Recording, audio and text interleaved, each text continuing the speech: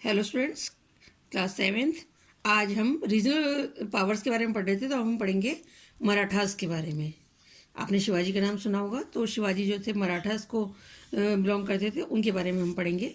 Not unlike all other powers that emerged and moved against the Mughal Empire, Maratha also had a history of suppression by the empire, especially in the War of 27 Years, which started with an invasion of the Maratha Empire by Mughals under Aurangzeb in 1681।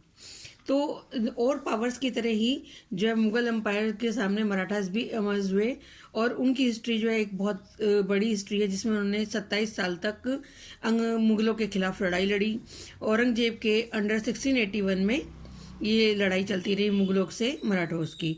और Mughal strategy towards the Maharashtra during the war of 27 years was not subtle just thorough. ये सिर्फ हल्की लड़ाई नहीं, एक अच्छा इनके दोनों के बीच में युद्ध रहा, हमेशा मराठाओं और मुगलों के बीच। It consisted of the steady pressure on the Maharashtra's force, beating Maratha forces in the field when they could bring them to a battle and devastating Maharashtra's countryside। और महाराष्ट्र की प्रेस्टीज के लिए, उसके किलों को बचाने के लिए मराठास फोर्सेज ने लगातार युद्ध में भाग लिया। Brutal attitude of the Mughal troops towards the Maratha partially functioned as a basis for hostility between two groups। जो मुगल सैनिक थे, उनका जो बुरा व्यवहार था, वो एटीट्यूड था, उसने मराठास को स्पेशली इसके लिए तैयार कर दिया कि वो उनके खिलाफ खड़े हो जाए। Furthermore, since the Marathi believed in Hinduism, the religious intolerant position adopted by the Muslim Mughal Empire provoked the resentment of the Marathi. तो जो मराठेज थे वो हिंदू धर्म को में बहुत विश्वास करते थे और हिंदू धर्म में अपनी शान बान चाहते थे, और जबकि मुस्लिम जो थे वो रिलीजियस मामले में इंटॉलरेंट वो थे। तो इस वजह से इनके बीच में लड़ाई का एक कारण ये भी रहा।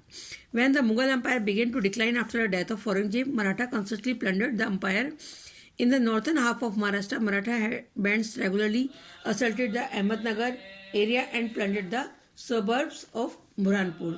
जब मुगल साम्राज्य जो है अपने पतन की तरफ जा रहा था औरंगजेब की डेथ के बाद, तब मराठास ने कॉन्स्टेंटली जो है इसको चैलेंज किया, और नॉर्थर्न हाफ जो था महाराष्ट्र का, वो मराठास के हाथ में आ गया, अहमदनगर एरिया बुरहानपुर तक। In 1710, a Maratha band defeated the Mughal governor of Aurangabad and plundered part of the city। The same pattern continued in following years। The Mughal governor of Burhanpur was killed in 1711 defending the city from the Maratha band। 1710 में Maratha band ने Mughal governor को औरंगाबाद में हराया और वहाँ पे अपना साम्राज्य स्थापित किया। उसके बाद सेम उन्होंने बुरहानपुर में भी मुगल गवर्नर को 1711 में हराकर वहाँ पर मराठास की नींव रखी। Maratha's empire was at its height in the 18th century under Sahu।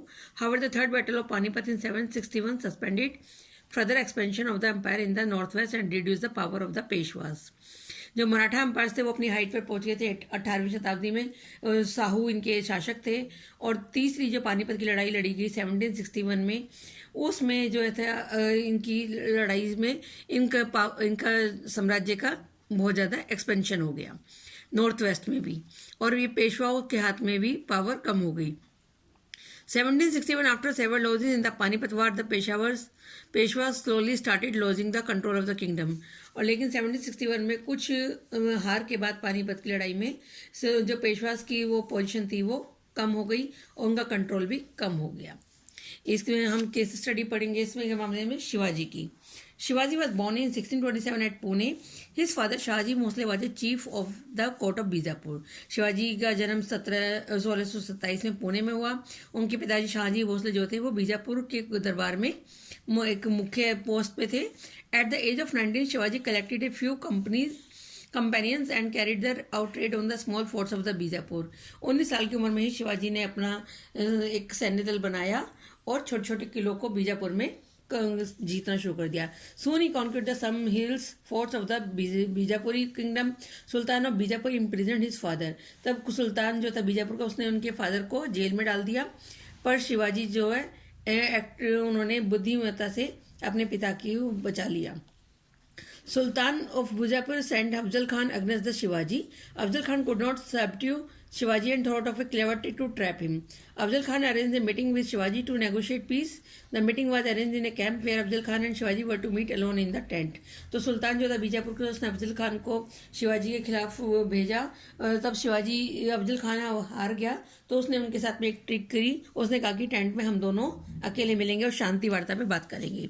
लेकिन अफजल खान का प्लान क्या था कि शिवाजी को मारने का। Afzal Khan plan to the kill Shivaji when they were alone. जब वो अकेले होंगे तो वो उनको मार देंगे। शिवाजी बहुत ज़्यादा चालाक थे। Shivaji too was very clever. He also carried a sharp weapon under his garment. तो वो भी अपने कपड़ों के अंदर कटार को छुपा कर ले गए थे। और जब अफजल खान और शिवाजी मिले टेंट में, अफजल खान ने उनको टाइटली एम्ब्रेस किया उनका गला दबाने के लिए। तभी wanted to take out his dagger to kill Shivaji.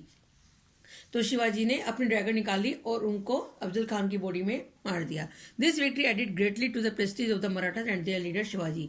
इससे मराठास के लीडर शिवाजी के बारे में बहुत ज़्यादा उनकी विक्ट्री जो है वो मानी जाती है।